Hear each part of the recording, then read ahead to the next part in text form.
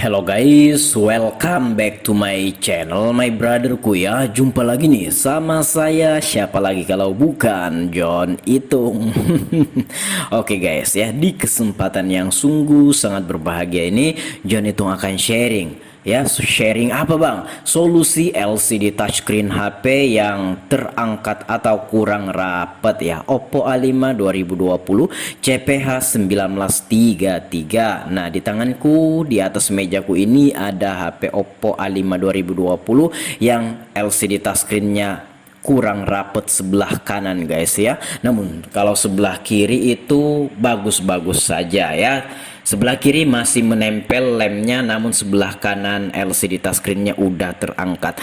Nah ini kalau bisa ya, kalau bisa ini harus dilem ya. Karena apa? Karena kalau kita lambat menanggulangi permasalahan ini, itu bisa jadi menyebar tuh ya, kurang rapatnya. Kalau dia menyebar ke sebelah kiri lagi, kan sebelah kirinya itu masih menempel. Nah ini bisa copot guys ya. Kalau copot ya bisa-bisa ketika kamu menggunakan HP dengan posisi terbalik, atau kamu lagi baring gitu kan, kamu lagi chatting kah atau apakah gitu kan, jadi layar LCD-nya tuh menghadap ke bawah. Nah kalau seandainya udah tercopot dari sebelah kiri dan sebelah kanan, udah lemnya kagak menempel lagi ya, bisa-bisa jatuh tuh ya, jatuh LCD touchscreen kamu ya. Nah kalau jatuh, nah itu bisa jadi ini guys ya, ketarik tuh kabel fleksibel LCD touchscreennya. Jadi di balik LCD touchscreen itu ada kabel fleksibel. Kalau terjatuh ya, kalau misalkan kurang rapet ya, atau renggang, atau bahkan copot dan kurang rapet, dan HP kamu ini LCD-nya jatuh ke bawah, itu bisa menyebabkan sobek ya, sobek pada kabel fleksibel yang bisa berakibat harus ganti LCD. Nah ini kita lihat modelnya CPH 1933 ya, Oppo A5 2020. Nah ini guys akan kita lem ya. Di sini akan kita lem. Jadi di sini sebelah kanan aja ya yang kurang rapet ini akan kita rapetkan menggunakan lem. Nah di sini saya congkel, bukan saya congkel juga sih, saya pisahkan LCD touchscreennya ini dengan frame atau tulang tengah guna untuk kita memasukkan lem ke frame atau tulang tengah ya, mengoleskan ke frame atau tulang tengah. Jadi ada dua metode sebenarnya ketika kita ingin mengelem ini. Bisa kita lem di LCD touchscreennya di pinggirnya sana, bisa juga kita ke framenya. Nah di sini saya memilih frame atau tulang tengah ya untuk mengoleskan lem LCD touchscreennya. Oke ya, oke kita tunggu saja guys ya. Nah ini saya lagi melihat-lihat dan ini merenggang-renggangkan supaya nantinya lemnya ini, lem LCD touchscreennya ini bisa memfullkan atau memenuhi memenuhi semua bagian dari frame atau tulang tengah. Jadi sehingga tidak ada bagian yang tidak terkena lem. Jadi semuanya untuk bagian yang renggang ini kita akan mengasih lem ya, seperti itu guys ya. Oke, di sini saya lagi merenggang-renggangkan. Kita akan mengambil lem LCD touchscreen. Saya menggunakan lem Zanlida T7000 guys ya, yang warna hitam. Berhubung HP-nya ini warna hitam ya, kita akan menggunakan lem LCD touchscreen yang berwarna hitam ya. Nah ini saya memasukkan ke perantara antara LCD touchscreen dan frame tulang tengah itu alat congkel LCD touchscreen agar itu terangkat sedikit, sehingga kita bisa menempatkan atau mengoleskan atau menaruh lemnya di frame atau tulang tengah. Nah seperti itu guys ya. Oke, kita akan mulai mengelemnya. Saya menggunakan lem Zanlida T7000 yang berwarna hitam.